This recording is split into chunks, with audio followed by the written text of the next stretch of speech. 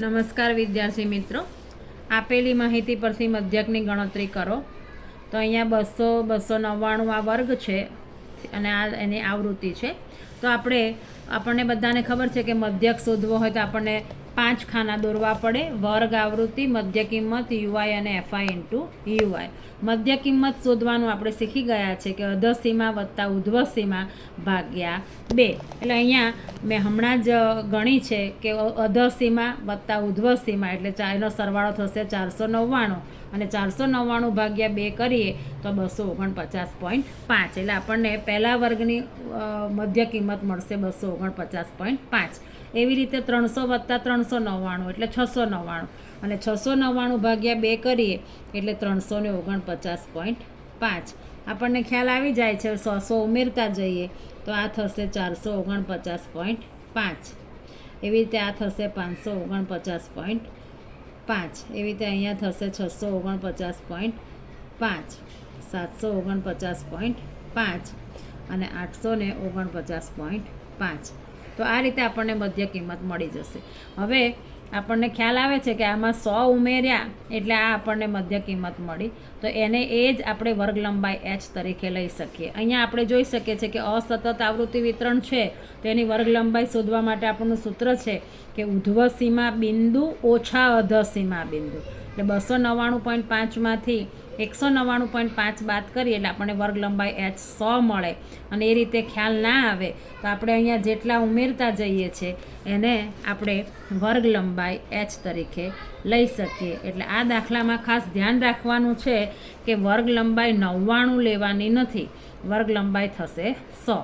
ઉધ્વસીમા બિંદુ ઓછા અધસીમા બિંદુ. ચલો આપણે ત્રીજું ખાનું મધ્ય કિંમત શોધી લીધી. હવે આપણે એ નક્કી કરવાનો છે. તો એમાં આપણે 1, 2, 3, 4, 5, 6 અને 7 એટલે એકી સંખ્યા છે. એટલે આપણે જે વચ્ચેની જે કિંમત હોય એને આપણે એ લઈશું. એટલે અહીંયા એ બરાબર 549.5. હવે આ 0, આ -1, -2, 3 એવી રીતે અહીંયા 1, 2 અને 3 એટલે આપણને આ યુઆઈ મળી ગયું. હવે આપણને આ ચોથું ખાનું, પાંચમું ખાનું છે એફઆઈ ઇન્ટુ યુઆઈ. તો આ બીજું ખાનું એફઆઈ અને ચોથું ખાનું યુઆઈ. આ બંને સંખ્યાનો ગુણાકાર કરીએ તો 3 ગુણ્યા 3 અહીં -3 છે એટલે -9. 61 ગુણ્યા -2 તો આપણે 61 ગુણ્યા -2 કરીશું તો -122. એવી રીતે 118 ગુણ્યા 1 કરીશું એટલે -118. 139 0 જોડે ગુણાય એટલે 0. 126 1 જોડે ગુણાય એટલે 126. 151 2 જોડે ગુણાય તો 151 ગુણ્યા 2 કરીએ તો 302 અને 2 તારીખ 6. હવે આ અંશની સંખ્યાનો સરવાળો અને આ નીચેની સંખ્યાનો સરવાળો. તો અહીંયા 8 ને 2 10 ને 9 19 વધી પડી 1, 2 ને 1 3 ને 1 4 અને આ 2 એટલે આ થશે -249. એવી રીતે જો આપણે આનો સરવાળો કરીએ તો 6 ને 6 12 ને 2 14 વધી પડી 1 અને 3 ને 1 4 434. હવે અહીંયા વિદ્યાર્થી મિત્રો હંમેશા યાદ રાખવાનું કે અહીંયા નીચેની અને આ ઉપરની સંખ્યાની હંમેશા બાદબાકી થાય છે અને નિશાની મોટી સંખ્યાની. એટલે અહીંયા 434 ઓછા 249. તો 434માંથી 249 જાય તો રહેશે 185. હવે અહીંયા જે આ આવૃત્તિઓ છે એ આવૃત્તિનો સરવાળો કરીએ અને આપણે સિગ્મા એફઆઈ કહીશું અને એ છે 600. હવે આપણી પાસે જે સૂત્ર છે એ પ્રમાણે બધું લખી દઈએ. સિગ્મા એફઆઈ ઇન્ટુ યુઆઈ આપણને મળ્યું 185. સિગ્મા એફઆઈ બરાબર 600, એ બરાબર 549.5.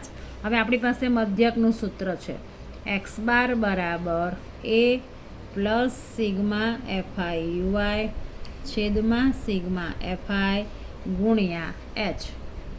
એ છે 549.5, સિગ્મા એફઆઈ યુઆઈ છે 185, સિગ્મા એફઆઈ છે 600 અને વર્ગ લંબાઈ છે 100. હવે અહીંયા 2 મીંડા ગયા 549.5 વત્તા 185 ભાગ્યા 6. હવે આપણે 185 ભાગ્યા 6 કરીએ છીએ અહીંયા. 185 ભાગ્યા 6 તો 6 તારી 18. ઉપરથી ઉતાર્યો 5, ભાગ ના ચાલે એનું 0. અહીંયા આપણે મૂક્યું 0. તો અહીંયા 6 8 48, 2 આ 0, તો કે 6 દુ 12 અને 6 તારી 18.